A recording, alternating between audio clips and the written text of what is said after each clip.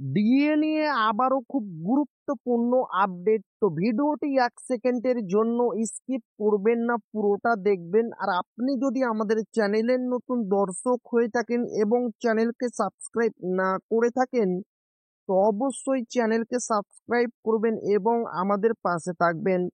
তো ভিডিওটি শুরু করা যাক। ভুলে যান 6% বাংলার সরকারি কর্মচারীদের 10% ডিএ বৃদ্ধি, আচমকা ঘোষণা নবান্নের। সামনের মাস থেকে মোটা টাকা হাতে আসতে পারে সরকারি কর্মীদের।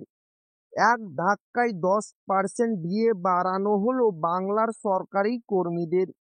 মিলল কনফার্ম খবর, ফেব্রুয়ারিতে ঢুকতে চলেছে মোটা মাইনে। গত কয়েক মাস ধরেই পশ্চিমবঙ্গ উত্তাল ডিএ নিয়ে। কখনো সুখবর, আবার কখনো খারাপ খবর রাজ্য সরকারি কর্মচারীদের। মন ভারাক্রান্ত করেই চলেছে।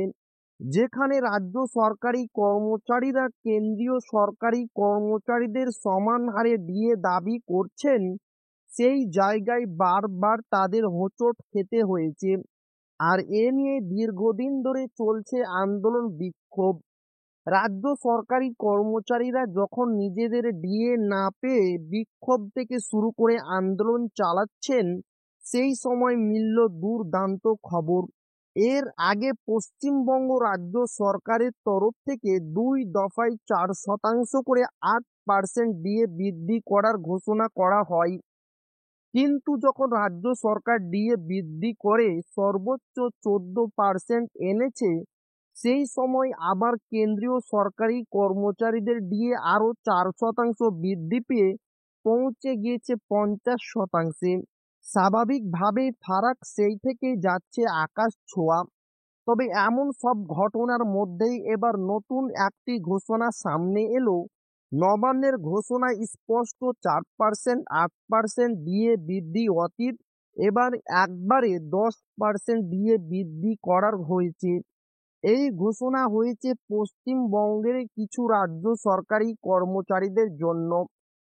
এমনিতেই পশ্চিমবঙ্গের অধিকাংশ রাজ্য সরকারি কর্মচারীরা ষষ্ঠ বেতন কমিশনের আওতায় রয়েছেন। তবে কিছু কিছু ক্ষেত্রে কিছু কিছু রাজ্য সরকারি কর্মচারী পঞ্চম বেতন কমিশনের আওতায় রয়েছেন। তাদেরই মধ্যে কিছু জনের 10% ডিএ বৃদ্ধির ঘোষণা করা হয়েছে। তো এই ছিল ডিএ নিয়ে খুব গুরুত্বপূর্ণ আপডেট, যা আপনাদের মাঝে শেয়ার করলাম। তো ভিডিওটি ভালো লাগলো অবশ্যই আপনার বন্ধুদের শেয়ার করবেন, যাতে তাদেরও উপকার হয়। আর আপনি যদি এখনো আমাদের চ্যানেলকে সাবস্ক্রাইব না করে থাকেন, তো অবশ্যই চ্যানেলকে সাবস্ক্রাইব করবেন এবং আমাদের পাশে থাকবেন। তো আবারও দেখা হবে ডিএ রিলেটেড খুব গুরুত্বপূর্ণ ভিডিওতে।